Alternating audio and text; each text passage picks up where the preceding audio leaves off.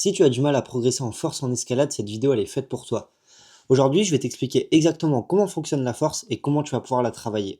C'est notamment grâce à ça que Fred a pu passer d'un début de niveau rouge à réussir ses premiers blocs noirs en 3 mois seulement.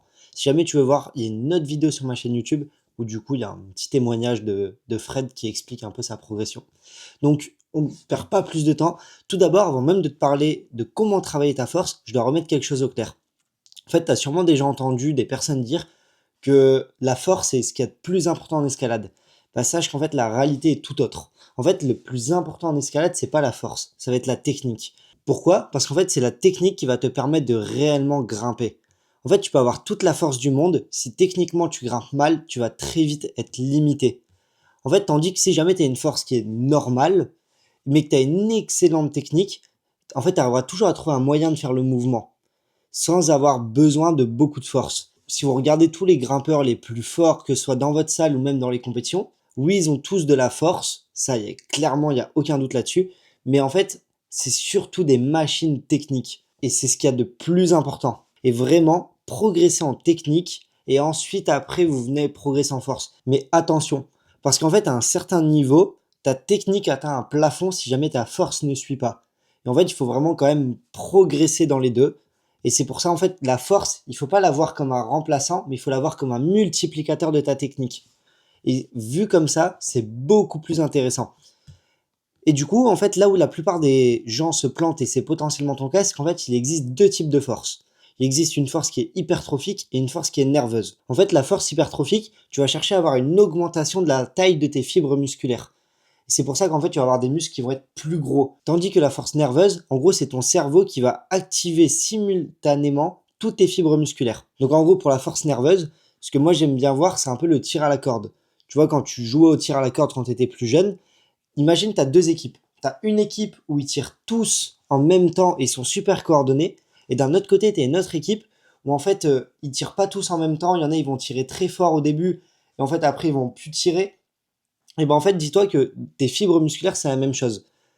Et en fait, si jamais tu as une mauvaise force nerveuse, bah c'est comme si tous tes fibres musculaires, en fait, il y en a certaines qui vont se contracter, d'autres qui vont pas se contracter, et puis après, il y en a qui vont se recontracter et tout ça, et c'est un peu le bordel, et donc du coup, ça te génère moins de force sur l'instant T.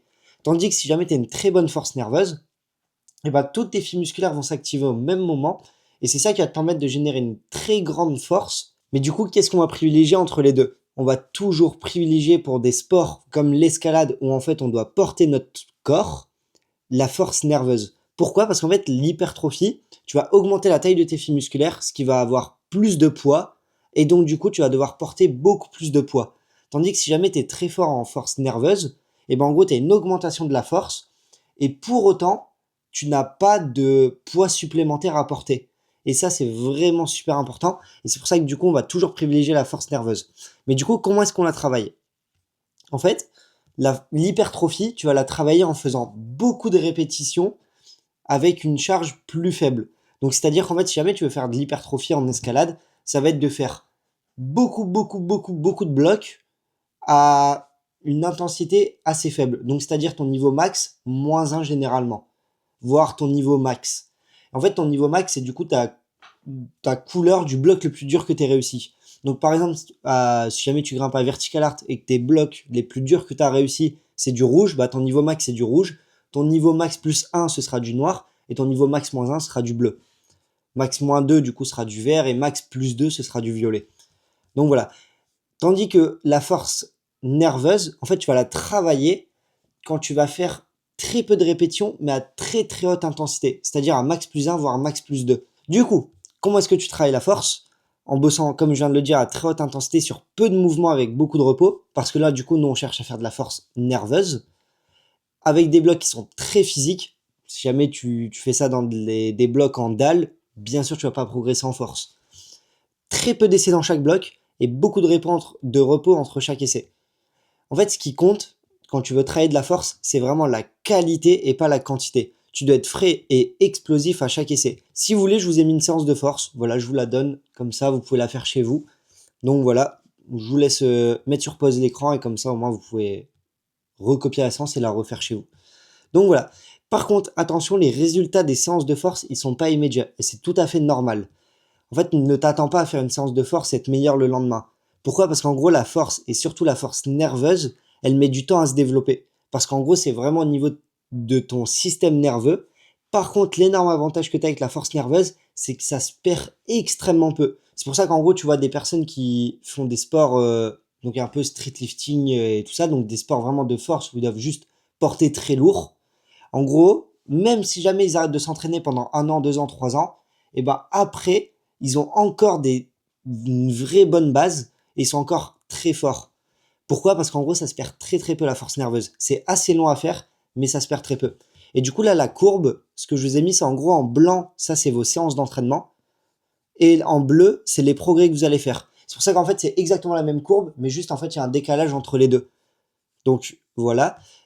Et c'est pour ça qu'en fait, si jamais tu veux réellement progresser en force, il faut de la répétition, du repos et de la régularité.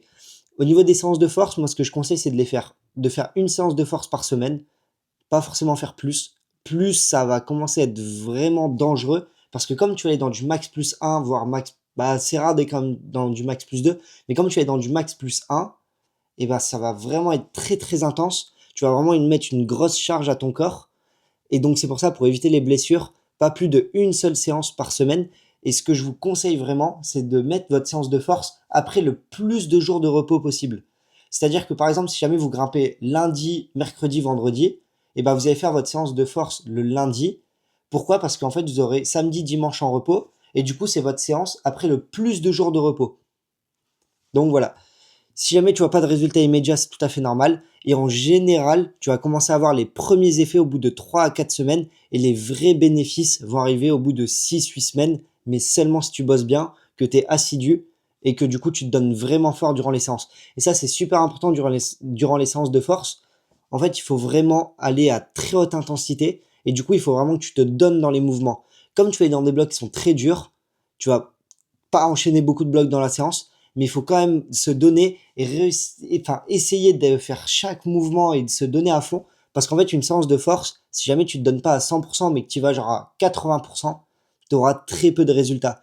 Tu auras des résultats uniquement si tu te donnes à 200% durant la séance et que vraiment tu te donnes à fond dans tous les essais. Donc voilà. Et si jamais tu souhaites que je te coach pour que tu puisses passer à la couleur du dessus en seulement 3 mois, tu as juste à m'envoyer force sur Instagram. Dans tous les cas, tu peux m'envoyer un message, même si jamais tu as des questions et tout et que tu veux qu'on en discute, il n'y a aucun souci, tu peux m'envoyer un message.